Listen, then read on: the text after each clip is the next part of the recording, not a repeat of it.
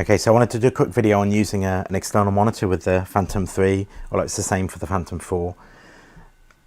Before I had the Phantom 3, I had an older Phantom which I used an analog FPV receiver, and I had a screen on a tripod which I really liked, because while you were flying you could look at the screen and so could someone else.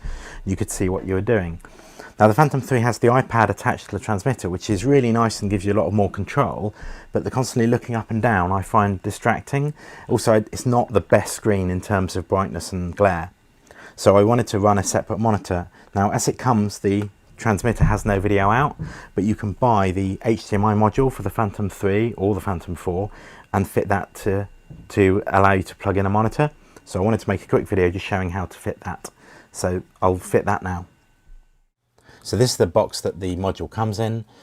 You can just see that inside it's got a new plastic cover with the extra holes, the board, and a set of screws. The screws seem to be spares because the original screws fit perfectly, so I don't think there's any need for them, and I reused the original screws. You need a 1.5mm hex driver to undo the screws on the back of the flap. The original cover is just popped straight off. It's not connected to the board in any way, so that'll just lift off. Underneath the board, you can see, has got these 3 ribbon cables, 2 small ones at the edges. You just need a small flat bladed screwdriver. There's a little black tab. If you just flick it up, they're very easy to do, no problem at all, and they will just release those little ribbon cables. Now the left and the right ribbon cable have got a little tab on them which sticks out, so if you just grab some tweezers, they come out really easily. So I just did those both sides. The bottom cable is easier to do after you've unscrewed, so I'd then undo the 3 posi screws on the board. That then just lifts away, and then you can easily just pull out that bottom ribbon cable.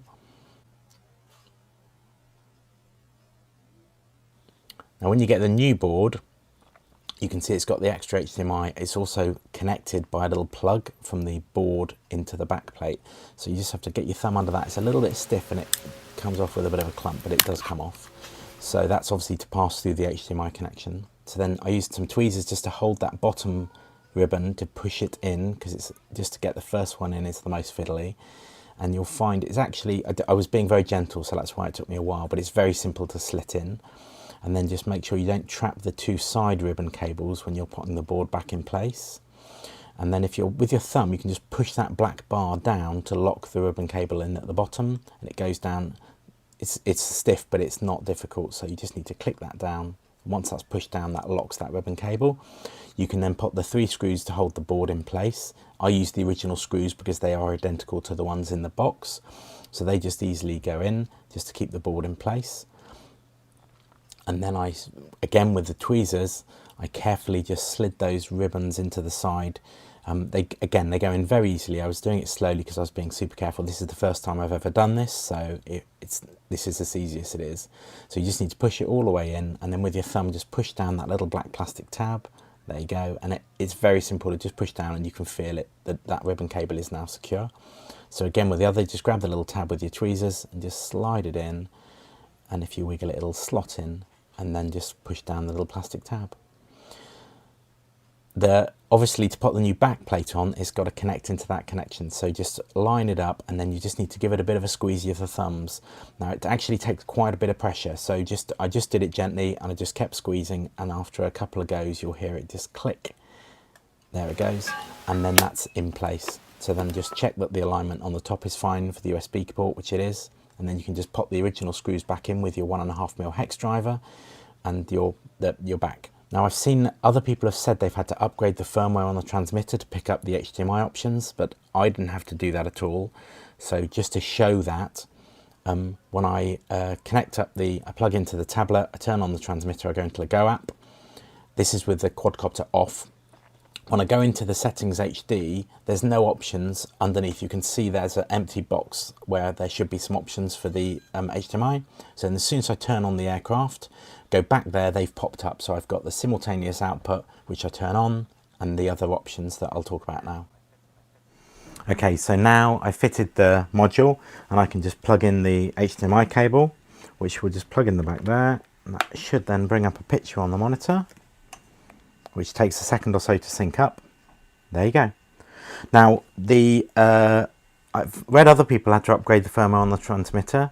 which I didn't have to do. As soon as I connected to the aircraft, under the menu, under HD, I got these options at the bottom. Simultaneous image output to app and HDMI, which obviously you need on.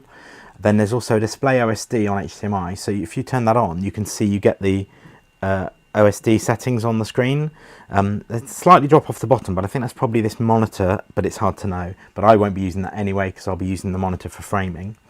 There's also a choice of 50 Hertz or 60 Hertz. Obviously, if you do that, it'll just resync the monitor. This is showing 720p at 50 Hertz. If you do 60 Hertz, it resyncs at 720p at 60 Hertz. I don't really think there's any advantage with either. I use 60 frames per second on the video, so I'll leave that on 60 Hertz. And that'll be fine for me. So yeah, I'm really pleased with that. The way I've set this up is I originally ordered a spiral cable, which I thought would be useful so that there wouldn't be any slack. This is supposedly a 3 meter or 10-foot cable, and as you can see, because of the coiling, it's actually about 1 foot long. And it will stretch out. I don't think it would stretch 10 feet, but obviously there'd be tension then on the connections, both ends, which I'm not happy with either for pulling the tripod over or damaging the HDMI module. So I'd already planned for this. So what I've got instead is I've got a little mini HDMI to a female standard HDMI adapter, which I'm just going to leave. I can leave connected to the transmitter. Then I've bought a 3 meter male to male HDMI lead. I think 3 meters is a bit long because it actually is dragging on the ground. I've reordered a 2 meter one, but they're very cheap. And the idea is then once I can take off using the transmitter as I normally would. Once I'm flying and everything's okay, I can come over to the tripod and plug in the HDMI cable. That will then give me my my display on there. So then I can do my flying and I can see the video, and so can someone else if they're standing next to me. But then if there's any point in the flight where either I want to go over to the craft or I want to land, I can just pull that connection out again, and then I'm free to go back and sort that out. So that I think is a really neat solution, and I'm really pleased with that. The monitor I bought is basically just the HDMI input version of an analog receiver monitor. So it's got on the top a couple of aerial connections, so I can use it as a 5.8 gig receiver, and it's also got the HDMI port on the end, so I can use that as well.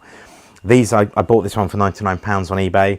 You can get any sort of HDMI monitor, or even if you've got the kids' DVD player, if it's got an HDMI input, you can just use that. I like this because it mounts easily to the tripod and it's got a built-in battery, so it's a very neat solution, but obviously anything you've got will be workable.